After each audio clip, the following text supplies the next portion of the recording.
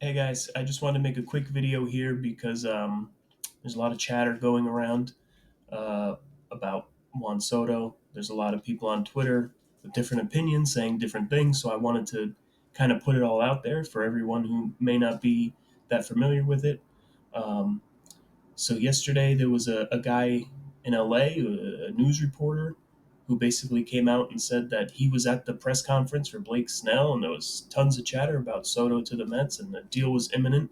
Um, Guy's never really broken many stories before. He's not a known entity in the breaking of news, but he is a sports reporter. He has over 10,000 followers on Twitter. So maybe he knows what he's talking about. I don't know. Take it with a grain of salt. Um, and this is after a week ago or so, a Red Sox fan who has about 3,000 followers. I forget his name, Mick, something Mick. But he said it was a done deal. He was going to the Red Sox on a 12-year deal with no deferrals. Um, Take that with a grain of salt, too. Another guy, 3,000 followers. He has a lot more now, but um, I don't know that he really knows what he's talking about, but maybe. Hey, you never know. Um, then it was reported probably around the same time that the Yankees were not planning on going above 550 million. Um, that was reported by someone from NewJersey.com on WFAN. That basically the Yankees were out of it. He already had multiple offers over 600, and that the Yankees weren't going to go over 550. Again, I find that hard to believe. I don't know why you would trade for a guy and then not try to sign him as hard as you can, but hey, you never know. That was also refuted on the Yes Network. Um, that was Jack Curry, who's actually a well-known reporter. He's very close to the Yankees. He's on the Yes Network. He does the Yankees hot stove show, and he basically said the Yankees are still in it. They're still swimming in those waters. They're still up there with the top guys. They're not giving up. They're trying hard. They're not stopping. They're going to keep going as much as they can. There was also a report by Andy Martino of SNY. If you're a Met fan, you know who Andy Martino is. He's close to the Yankees and the Mets, and he basically said nobody knows anything. Nobody knows what the other teams offered. Nobody knows who's in the lead. Nobody knows who's a favorite, who's in last place, who offered what. But he did say that the people who have bid on Soto believe that the Toronto Blue Jays are going to have the highest offer, which isn't surprising. They have a lot of money. They basically the family that owns the Toronto Blue Jays own the biggest cable provider in Canada, so they clearly have the money. Um, will he go there? I think they'd have to offer him way more money than everyone else for him to go to Toronto. Not that Toronto's not a great place, but you're not going to be a star in Toronto. You're not going to be. It's not going to be like being in New York or even Boston. It's just not the same thing. Um, so yeah, there's a lot of stuff going around, which tells me that it's coming to a close. It's coming soon. I don't think any of the reports really have any real knowledge of the situation other than what they're maybe being told by Scott Boras or by the owner of a team or the GM of a team who might say like, oh, I think our chances are, they don't have any real information. And I think anything that comes out of the Boris camp is just propaganda for his own interests, which is getting Juan Soto the biggest contract he can. I still think at the end of the day, it's coming down to the Yankees and the Mets. I don't see Boston going as far as the Mets or the Yankees for that matter. I really think he's probably going to end up back on the Yankees, but hey, everything that I'm seeing, the Mets are the favorite. Also, Ken Rosenthal from The Athletic, he's been around forever. He has all the sources in the world. On his podcast, he says it's the industry belief that the Mets are the favorite, the far and away favorite to land Soto, and that Steve Cohen will do anything he can to get Soto. Basically, he'll outbid anyone. Outbidding people doesn't mean you're going to get him. If they offer 700 and the Yankees offer 675, he's probably going to go back to the Yankees. I said it on my last video. But it does seem like things are heading towards a resolution for this, which is at the end of the day all we can ask for. He might not come to the Mets, but we just want it to be over so we can move on with the offseason and see what else we can do.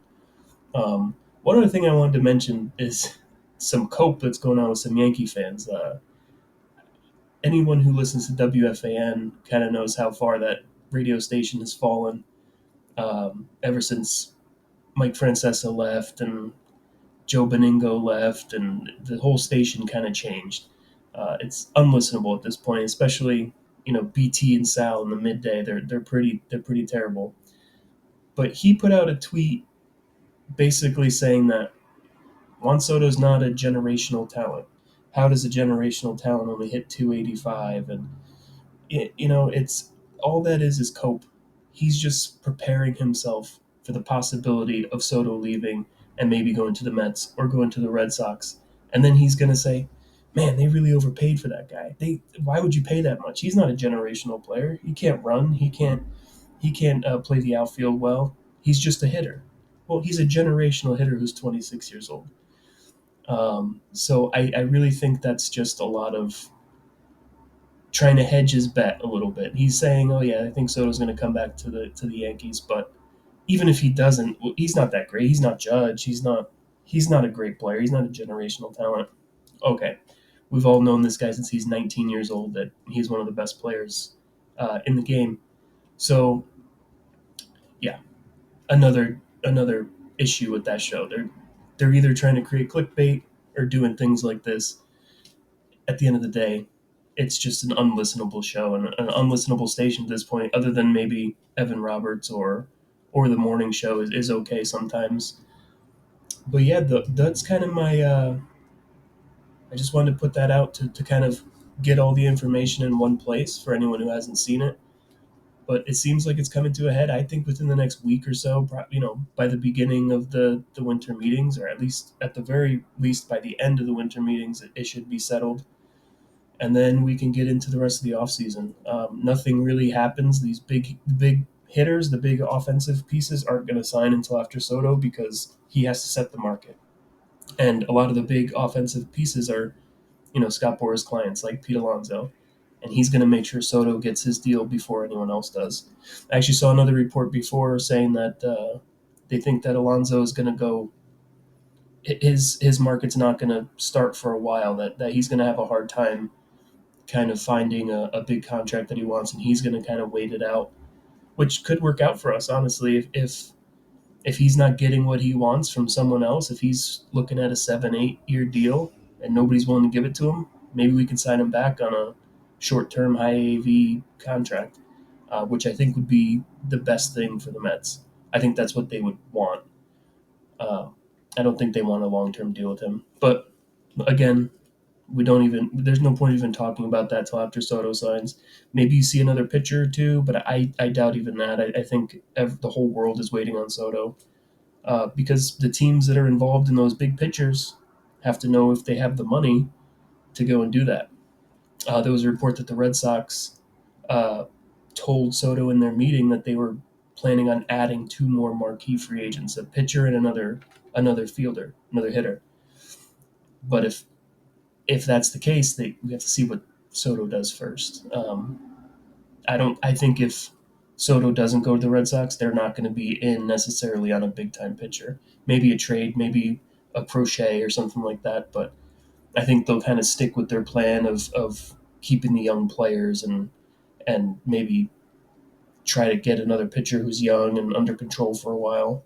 Um, but like I said again, no, it's not happening until Soto's gone. Everyone's planning their off season on that because the Mets, even if they get Soto, they're not done. They have a lot of holes to fill, but they'll probably fill them with higher end people if they don't get Soto.